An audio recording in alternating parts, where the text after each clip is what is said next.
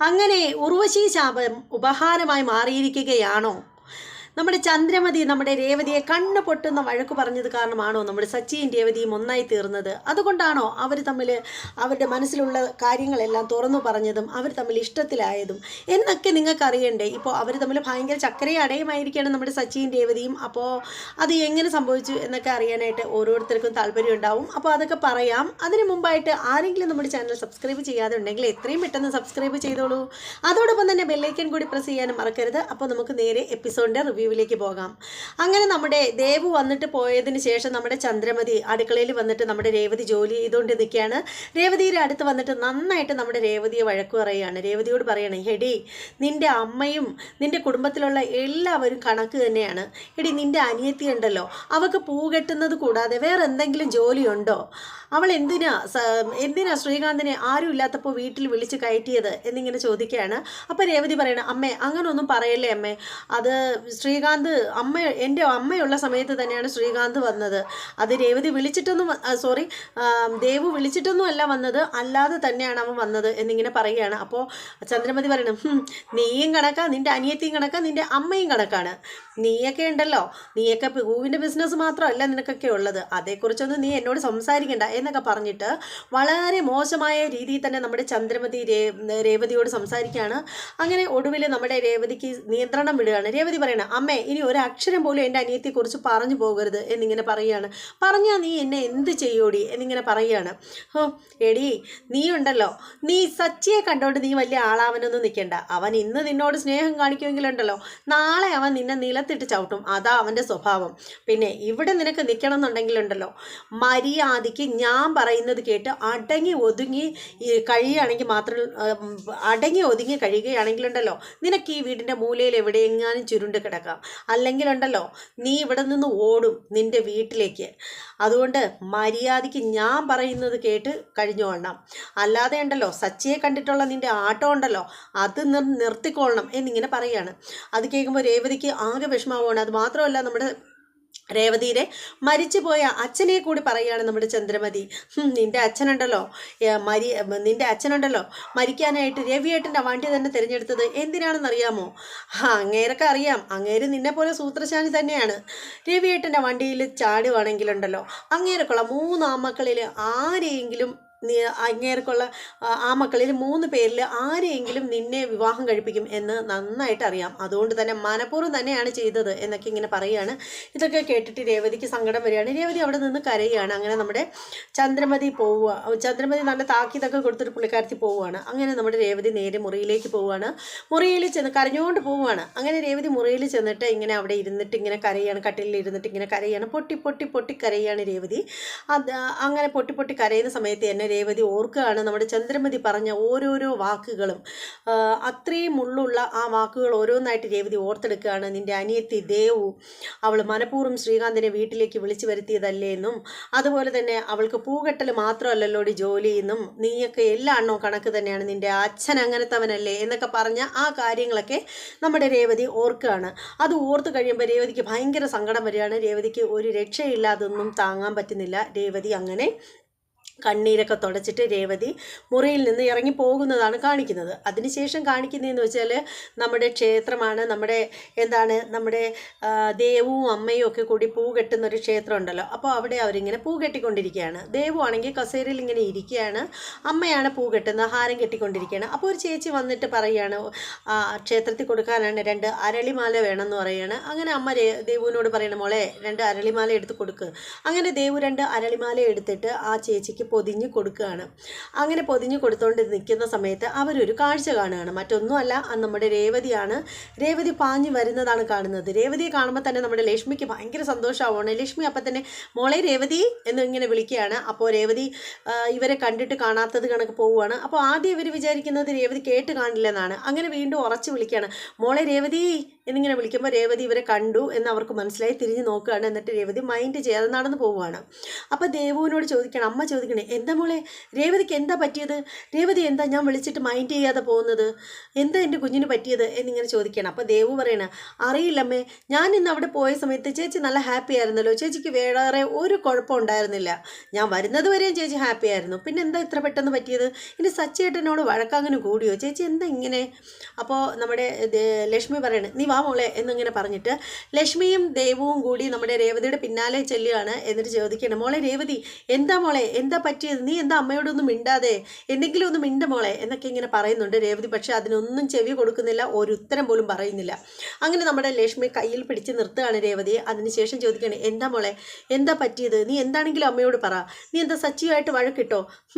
അവൻ ഇപ്പോൾ വീണ്ടും ഒന്നേന്ന് തുടങ്ങിയിട്ടുണ്ടോ അവൻ്റെ സൂക്കേട് എന്നിങ്ങനെ ചോദിക്കുകയാണ് ലക്ഷ്മി ഇത്തിരി ഗൗരവത്തിലാട്ടോ. അപ്പോൾ അതിനൊന്നും മിണ്ടുന്നില്ല. അപ്പോൾ ഉടനെ തന്നെ ദേവു ചോദിക്കണേ, എന്താ ചേച്ചി സച്ചിയേട്ടൻ വല്ല പ്രശ്നം ഉണ്ടാക്കിയോ? ചേച്ചി എന്തിനാ ഇങ്ങനെയൊക്കെ കാണിക്കുന്നത് എന്നിങ്ങനെ പറയുകയാണ്.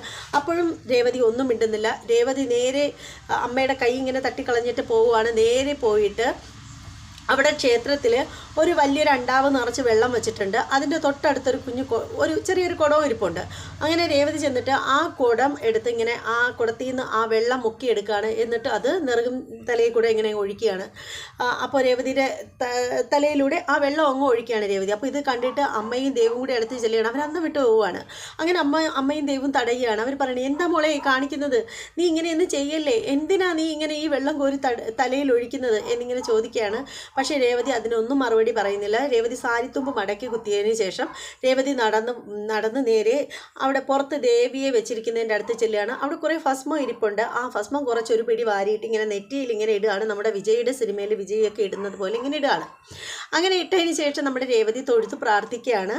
എന്നിട്ട് നമ്മുടെ രേവതി തൊഴുത് പ്രാർത്ഥിച്ചതിന് ശേഷം നമ്മുടെ രേവതി നടയ്ക്കലേക്ക് പോവുകയാണ്. നടയ്ക്കലിൻ്റെ ക്ഷേത്രത്തിൻ്റെ നേർദർശനത്തിൻ്റെ ഭാഗത്തേക്ക് പോവുകയാണ്.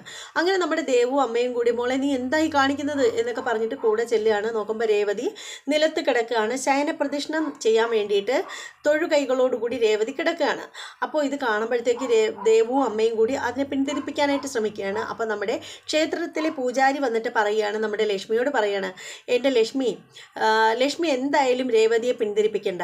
പിന്നെ സ്ത്രീകൾ ശയനപ്രദക്ഷിണം നടത്തുന്ന എന്താ പറയുന്നത്, സ്ത്രീകൾ ശയനപ്രദക്ഷിണം നടത്തുന്ന അപൂർവ ക്ഷേത്രങ്ങളിൽ ഒന്നാണ് ഈ ക്ഷേത്രം. അപ്പോൾ രേവതിക്ക് ഇവിടെ ശയനപ്രദക്ഷിണം നടത്തണമെന്നുണ്ടെങ്കിൽ രേവതി ചെയ്തോട്ടെ, അതുകൊണ്ട് ഒരിക്കലും രേവതിക്ക് ദോഷമൊന്നും ഉണ്ടാവില്ല.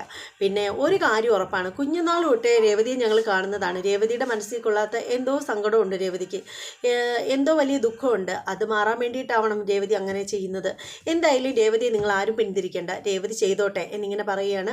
അങ്ങനെ രേവതി ആരോടും ഒന്നും മിണ്ടുന്നില്ല. രേവതി ശയനപ്രദക്ഷിണം നടത്തിക്കൊണ്ടേ ഇരിക്കുകയാണ്. അങ്ങനെ അമ്മയും ദേവും കൂടി നമ്മുടെ രേവതിയെ അതിനായിട്ട് ഹെൽപ്പ് ചെയ്യുകയാണ്. സാരിയൊക്കെ പിടിച്ച് നേരെ വെച്ച് കൊടുക്കുകയൊക്കെ ചെയ്യുകയാണ് രേവതി ഇങ്ങനെ ശയനപ്രദക്ഷിണം നടക്കുമ്പോഴത്തേക്ക്. അപ്പോൾ അമ്മയ്ക്ക് ഇങ്ങനെ ആകെ ടെൻഷൻ ആവുകയാണ്. അമ്മ എന്നാലും പറയണം, ശയനപ്രദക്ഷിണത്തിൻ്റെ സമയം കൂടുന്നതനുസരിച്ച് അമ്മ ലക്ഷ്മി പറയണം, മോളെ മതിയാക്ക്, എന്താ നിനക്ക് പറ്റിയെന്ന് വെച്ചാൽ പറയ് എന്നൊക്കെ പറഞ്ഞിട്ട് ലക്ഷ്മി പറയുകയാണ്. അപ്പോൾ ആ സമയത്ത് ലക്ഷ്മി ദേവുവിനോട് പറയുകയാണ്, മോളെ ദേവു, നീ ഒരു കാര്യം ചെയ്യ്, സച്ചിയെ വിളിച്ച് വിവരം എന്താണ് സംഭവിച്ചതെന്ന് അറിയട്ടെ, സച്ചിയെ വിളിക്കുക എന്നിങ്ങനെ പറയുകയാണ്. അങ്ങനെ നമ്മുടെ ദേവു നേരെ പൂ കെട്ടുന്ന ആ ഒരു കുഞ്ഞു ചായ്പുണ്ട്, ഒരു ചെറിയൊരു ഷെഡ്, അങ്ങോട്ടേക്ക് ചെല്ലുകയാണ്. അവിടെ ചെന്നിട്ട് നമ്മുടെ ദേവു ഫോൺ എടുത്തിട്ട് സച്ചിയെ വിളിക്കുകയാണ്. അതേസമയം വിളിക്കുന്ന സമയത്ത് ആദ്യം സച്ചി ഇങ്ങനെ വണ്ടി ഓടിച്ചുകൊണ്ടിരിക്കുമ്പോഴത്തേക്ക് കോൾ വരുമ്പോൾ പുള്ളിക്കാരെ എടുക്കുന്നില്ല. പിന്നീട് കുറേ നേരം ബെല്ലടിക്കുമ്പോഴത്തേക്ക് സച്ചി എടുക്കുമ്പോൾ നമ്മുടെ ദേവുവാണ്. അപ്പോൾ ചോദിക്കണേ, എന്താ ദേവു, എന്തിനാ ഈ സമയത്ത് വിളിച്ചത്? അത് സച്ചിയേട്ട അർജൻറ്റായിട്ട് ക്ഷേത്രം വരെ ഒന്ന് വരണം എന്നിങ്ങനെ പറയുകയാണ്. അപ്പോൾ സച്ചി പറയണം, ഞാൻ എന്തിനാ ദേവു ക്ഷേത്രത്തിലേക്ക് വരുന്നത്? എനിക്ക് പൂ കെട്ടാനൊന്നും അറിയില്ല, എനിക്ക് ഡ്രൈവ് ചെയ്യാൻ മാത്രമേ അറിയാവൂ എന്നിങ്ങനെ പറയുകയാണ്. പിന്നെ പൂ കെട്ടാനാണെങ്കിൽ നിൻ്റെ ചേച്ചിയെ കൂടെ വിളിച്ചോ, അവൾ ഇതിനൊക്കെ മിടിക്കുകയാണ് എന്നിങ്ങനെ പറയണം. അപ്പോൾ ദേവു പറയണേ, എൻ്റെ സച്ചിയേട്ട തമാശയൊക്കെ വിട്, സച്ചിയേട്ടൻ വേഗം ക്ഷേത്രത്തിലേക്ക് വാ, ഇവിടെ എന്താണെന്നറിയില്ല, ഇവിടെ ചില കാര്യങ്ങളൊക്കെ നടക്കുന്നുണ്ട്. സച്ചി വയ്ക്കണേ, എന്ത് കാര്യം നടക്കുന്നു എന്നാ? മോളെ ഞാനൊരു ഓട്ടത്തിലാണ്, എനിക്കൊരു ലോങ് ട്രിപ്പുണ്ട്, എനിക്കതിന് പോകണം ചേട്ടാ, എന്തൊരു കാര്യം ഉണ്ടെങ്കിലും ചേട്ടൻ ഇവിടെ വന്നിട്ട് പോയാൽ മതി എന്നിങ്ങനെ പറയണം. അപ്പോൾ സച്ചി കാര്യം വീണ്ടും തിരക്കുകയാണ്. അപ്പോൾ നമ്മുടെ ദേവു എല്ലാം വിശദീകരിച്ച് പറയുകയാണ്. അങ്ങനെ നമ്മുടെ സച്ചി പറയുകയാണ്, എങ്കിൽ ഒരു കാര്യമുണ്ട് മോളെ, ഞാനിപ്പോൾ വരാം, പക്ഷേ ഈ വണ്ടിയോട്ടം വിളിച്ച കക്ഷിയെ ഞാൻ വേറൊരു വണ്ടി പറഞ്ഞ് സെറ്റാക്കി വിട്ടിട്ട് വരാം എന്നിങ്ങനെ പറയുകയാണ്. അങ്ങനെ നമ്മുടെ ദേവ് ഫോൺ വയ്ക്കുകയാണ്. അതിനുശേഷം നമ്മുടെ സച്ചി മഹേഷിനെ വിളിക്കുകയാണ്.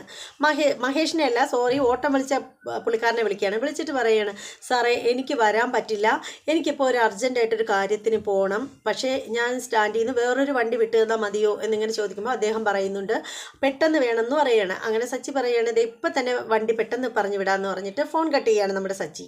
അതിനുശേഷം നമ്മുടെ മഹേഷിനെ വിളിക്കുകയാണ്. മഹേഷിനെ വിളിച്ചിട്ട് പറയാണ്, എടാ മഹേഷേ, ഇപ്പോൾ ഒരു ഓട്ടോ ഉണ്ട്, ഒരു ലോങ് ട്രിപ്പാണ്, മാവേലിക്കരയ്ക്ക് പോകാനുള്ളതാണ്, എനിക്ക് വന്നതാണ്, പക്ഷേ എനിക്കിപ്പം തീരെ സമയമില്ല, നീ ഒരു കാര്യം ചെയ്ത് നീ ആ ട്രിപ്പ് ഒന്ന് പോകുമെന്ന് ചോദിക്കുകയാണ്. അപ്പോൾ മഹേഷ് പറയാണ്, പോവാടാളിയാ, എന്നാൽ പെട്ടെന്നാവട്ടെ എന്നിങ്ങനെ പറഞ്ഞിട്ട് സച്ചി ഫോൺ കട്ട് ചെയ്യുകയാണ്. അതേ സമയത്ത് നമ്മുടെ രേവതി ഇങ്ങനെ ശയനപ്രദക്ഷിണം തുടർന്നുകൊണ്ടേയിരിക്കുകയാണ്. നമ്മുടെ ദേവും അതുപോലെ തന്നെ അമ്മ ലക്ഷ്മിയും കൂടി കരഞ്ഞുകൊണ്ട് പിന്നാലെ നടക്കുകയാണ്. അങ്ങനെ നമ്മുടെ രേവതി നിർത്തുന്നില്ല. അപ്പോൾ ആ സമയത്തിന് നമ്മുടെ സച്ചി അങ്ങോട്ടേക്ക് വരികയാണ്, ക്ഷേത്രത്തിലെത്തുകയാണ്. വണ്ടി ഒരിടത്ത് ഒതുക്കിയതിന് ശേഷം സച്ചി ഇങ്ങനെ നടന്നു വരുമ്പോഴത്തേക്ക് ഇങ്ങനെ നോക്കുമ്പോഴത്തേക്ക് രേവതിയെ കാണുകയാണ്. അങ്ങനെ നമ്മുടെ സച്ചി അങ്ങോട്ടേക്ക് വരികയാണ്. വന്നിട്ട് ചോദിക്കുകയാണ്, എന്താ അമ്മേ, എന്താ ഇവിടെ സംഭവിച്ചത്, എന്തിനാണ് ഇവിടെ ഇങ്ങനെയൊക്കെ ചെയ്യുന്നത് എന്നിങ്ങനെ ചോദിക്കുകയാണ്. മോനെ, എനിക്കറിയില്ല എന്താണ് കാര്യം എന്നുള്ളത്, നീയും അവളും തമ്മിൽ എന്തെങ്കിലും പ്രശ്നം ഉണ്ടായോ? എൻ്റെ മോക്ക് മനസ്സിന് എന്തെങ്കിലും നല്ല നൊമ്പലോ ഇല്ലാതെ എൻ്റെ മോൾ ഇങ്ങനെയൊന്നും ചെയ്യില്ല, ഇന്നേ വരെ എൻ്റെ കുഞ്ഞിനെ ഇങ്ങനെയൊന്നും ഞാൻ കണ്ടിട്ടില്ല എന്നൊക്കെ പറഞ്ഞിട്ട് നമ്മുടെ ലക്ഷ്മി നല്ലതായിട്ട് വിഷമിക്കുകയാണ്. അപ്പോൾ സച്ചി പറയണേ, എൻ്റെ രേവതി ഒന്ന് നിർത്ത്, ഇതെന്താ നീ കാണിക്കുന്നത്, മതി, എന്തിനാ ഇങ്ങനെയൊക്കെ ചെയ്യുന്നത്, ഒന്ന് നിർത്ത് എന്നൊക്കെ സച്ചി പറയണേ. അതിനുശേഷം സച്ചി പറയണേ, പെട്ടെന്ന് നിനക്ക് ഇങ്ങനെ ചെയ്യാൻ തോന്നാൻ എന്താ കാരണം? നോക്ക് രേവതി, ഇവരൊക്കെ എന്നെയാണ് കുറ്റപ്പെടുത്തുന്നത്, ഞാൻ നിന്നെ എന്തോ പറഞ്ഞതുപോലെ ഇവരുടെയൊക്കെ വർത്തമാനം, നീ ഒന്ന് നിർത്തി രേവതി എന്നൊക്കെ പറയുകയാണ്. രേവതി നിർത്തുന്നില്ല. രേവതി ഇങ്ങനെ ശയനപ്രദക്ഷിണം നടത്തിക്കൊണ്ടേയിരിക്കുകയാണ്. അങ്ങനെ ഒടുവിൽ നമ്മുടെ സച്ചി എന്ത് ചെയ്യുന്നു, സച്ചി നേരെ കുറുകെ വന്നിട്ട് നിർത്തുകയാണ്, ശയനപ്രദക്ഷിണം നിർത്തിക്കുകയാണ്. ശയനപ്രദക്ഷിണം നിർത്തിച്ചതിന് ശേഷം അപ്പോഴത്തേക്ക് അവിടെ തിരുമേനി വരികയാണ്, ക്ഷേത്രത്തിലെ തിരുമേനി വരികയാണ്. ക്ഷേത്രത്തിലെ തിരുമേനി വന്നിട്ട് കാര്യം തിരക്കുകയാണ്. അപ്പോൾ തിരുമേനി വന്നിട്ട് പറയുകയാണ്, പിന്നീട് രേവതി നല്ല കുട്ടിയാണ്, രേവതി മനഃപൂർവ്വം ഒരു തെറ്റും ചെയ്യുന്ന കുട്ടിയല്ല, രേവതി ഇപ്പോൾ ഇങ്ങനെ ചെയ്തിട്ടുണ്ടെങ്കിൽ രേവതിക്ക് എന്തെങ്കിലും നല്ല മനപ്രയാസം ഉണ്ടായിരിക്കണം, എന്തെങ്കിലും ഒരു വിഷമം ഉണ്ടാവും, അതനുസരിച്ചുള്ള ദേഷ്യം ഉണ്ടാവും, അതുകൊണ്ടായിരിക്കും രേവതി ഇങ്ങനെ ചെയ്തിട്ടുണ്ടാവുക, പ്രതികരിക്കാൻ പറ്റാത്ത എന്തോ ഒരു സാഹചര്യം രേവതിക്ക് ഉണ്ടായിട്ടുണ്ട്, അതുകൊണ്ടാണ് എന്നിങ്ങനെ പറയുകയാണ്. എന്താണ് കാരണമെന്ന് ഞങ്ങൾക്കറിയില്ല, പക്ഷേ നിങ്ങളുടെ കുടുംബകാര്യത്തിൽ ഇടപെടുകയാണെന്നൊന്നും നിങ്ങൾ കരുതരുത്. പക്ഷേ എന്തൊക്കെ തന്നെ ആണെങ്കിലും പിന്നെ രേവതി നല്ല കുട്ടിയാണ്, രേവതി നിങ്ങളുടെയൊക്കെ ലൈഫിലേക്ക് വന്നെന്നും കരുതിയിട്ട് നിങ്ങൾക്ക് ആർക്കും അതുകൊണ്ട് ഒരു ദോഷവും വരത്തില്ല, നല്ലത് മാത്രമേ ഉണ്ടാവുള്ളൂ. രേവതിയുടെ കുട്ടിക്കാലം മുതൽക്ക് രേവതി ഞങ്ങൾക്ക് എല്ലാവർക്കും അറിയാവുന്നതാണ്. ഈ ക്ഷേത്രനിടയിൽ പിച്ച വെച്ച് നടന്ന കുട്ടിയാണ് രേവതി. അതുകൊണ്ട് തന്നെ രേവതിയുടെ സ്വഭാവം നന്നായിട്ട് നമുക്കൊക്കെ അറിയാം. രേവതി വളരെ ബോൾഡായിരുന്നു. പക്ഷേ ഇത്രയും രേവതി സങ്കടപ്പെടണമെന്നുണ്ടെങ്കിൽ അതനുസരിച്ച് എന്തോ വിഷമം രേവതിക്കുണ്ട് എന്നിങ്ങനെ നമ്മുടെ ക്ഷേത്രത്തിലെ പൂജാരി പറയുകയാണ്. അതിനുശേഷം സച്ചി രേവതിയെ പിടിച്ചെഴുന്നേൽപ്പിക്കുകയാണ്. എഴുന്നേൽപ്പിച്ചിട്ട് അവിടെ മെല്ലെ ചേർത്ത് പിടിച്ച് നടന്നിട്ട് അവിടെ ഒരു എന്താ പറയുന്നത്, ഒരു കോൺക്രീറ്റ് ബെഞ്ച് കിടക്കുകയാണ്. അപ്പോൾ അങ്ങോട്ടേക്ക് കൊണ്ടുപോയി ഇരുത്തുകയാണ് രേവതി. അതിനുശേഷം സച്ചി അടുത്തിരിക്കുകയാണ്. എന്നിട്ട് ചോദിക്കുകയാണ്, രേവതി എന്താ പറ്റിയത്, എന്തിനാ നീ ഇങ്ങനെ ചെയ്തത്, കാര്യം എന്താണെന്ന് വെച്ചാൽ പറ രേവതി എന്നൊക്കെ പറയുകയാണ്. രേവതി എന്താണെന്ന് പറ എന്നൊക്കെ പറഞ്ഞിട്ട് ഒരുപാട് നിർബന്ധിക്കുന്നുണ്ട്. പക്ഷേ രേവതി ഒന്നും പറയാൻ കൂട്ടാക്കുന്നില്ല. അപ്പോൾ സച്ചി പറയുകയാണ്, രേവതി നീ ഇങ്ങനെയൊക്കെ കാണിക്കുന്നതിന് ഇവരെല്ലാവരും എന്നെയാണ് കുറ്റപ്പെടുത്തുന്നത്, ഇതേ നോക്കൂ, ആ പൂജാരി പോലും പറഞ്ഞ വാക്കുകളിൽ ഞാൻ നിന്നെ എന്തോ വിഷമിപ്പിച്ചതുപോലുള്ളൊരു ധ്വനി ഉണ്ടായിരുന്നു, നീയും തമ്മിൽ ഒരു പ്രശ്നമില്ലെന്നുള്ള കാര്യം നമുക്കറിയില്ലേ, പക്ഷേ എന്താണെങ്കിലും നീ പറ രേവതി എന്നൊക്കെ ഇങ്ങനെ പറയുകയാണ്. അപ്പോൾ ദേവ് പറയുകയാണ്, സച്ചിയേട്ടാ, അന്ന് ഗജാനന്ദൻ്റെ കേസിൽ ചേച്ചി പറയാതിരുന്നത് സച്ചിയേട്ടനോടുള്ള സ്നേഹം കൊണ്ട് മാത്രമാണ്, സച്ചിയേട്ടൻ്റെ മുൻകോപം കാരണം സച്ചിയേട്ടൻ എന്തെങ്കിലും ചെയ്തു കഴിഞ്ഞാൽ സച്ചിയേട്ടൻ ജയിലിൽ പോകുമെന്ന് പേടിച്ചിട്ടാണ് പറയാതിരുന്നത് എന്നൊക്കെ ദേവ് പറയുകയാണ്. പിന്നെ ഇതിൻ്റെ ഇടയിൽ തന്നെ കാണിക്കുന്നതെന്ന് വെച്ചാൽ നമ്മുടെ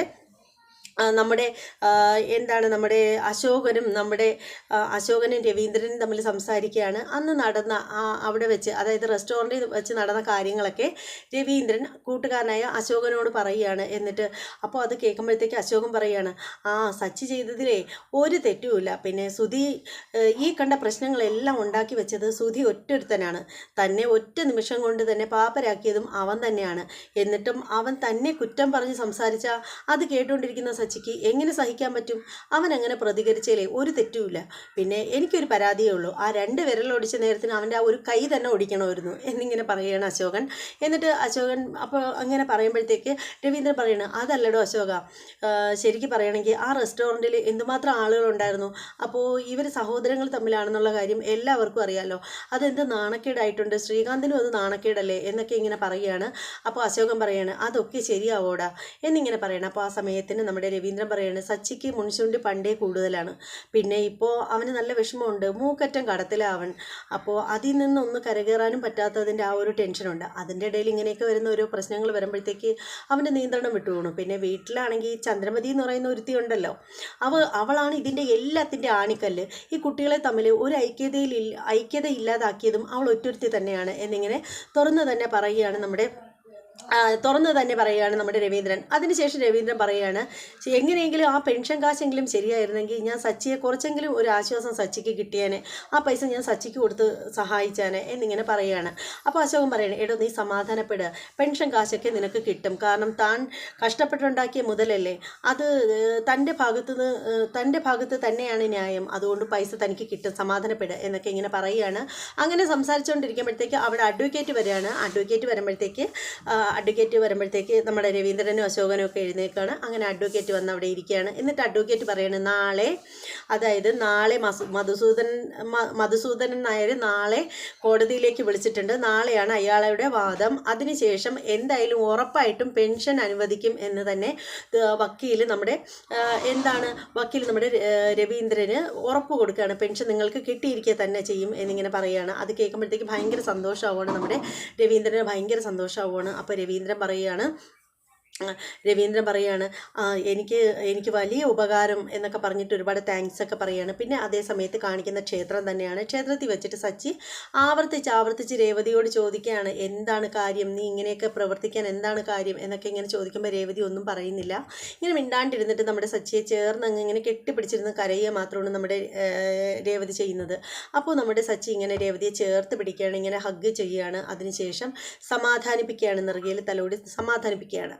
അതിനുശേഷം കാണിക്കുന്നതെന്ന് വെച്ചാൽ നമ്മുടെ സച്ചിയും രേവതിയും നേരെ വരികയാണ് വീട്ടിലേക്ക്, ചന്ദ്രാലയത്തിലേക്ക് വരികയാണ്. അങ്ങനെ ചന്ദ്രാലയത്തിൽ വന്നിട്ട് കാറ് ഒരു സ്ഥലത്തേക്ക് ഒതുക്കി നിർത്തിയിട്ട് വണ്ടിയുടെ ഡോർ തുറന്ന് രേവതിയെ പുറത്തിറക്കുകയാണ്. എന്നിട്ട് നോക്കുമ്പോഴത്തേക്ക് വണ്ടി വരുന്ന ശബ്ദം കേൾക്കുമ്പോൾ തന്നെ നമ്മുടെ ചന്ദ്രമതി അവിടെ ഹാജരാവുകയാണ്. അങ്ങനെ സിറ്റൗട്ടിൽ വന്നിട്ട് നമ്മുടെ ചന്ദ്രമതി ഒന്നിങ്ങനെ നോക്കിക്കൊണ്ടിരിക്കുകയാണ്, ഉഴപ്പിച്ച് നോക്കിക്കൊണ്ടിരിക്കുകയാണ്.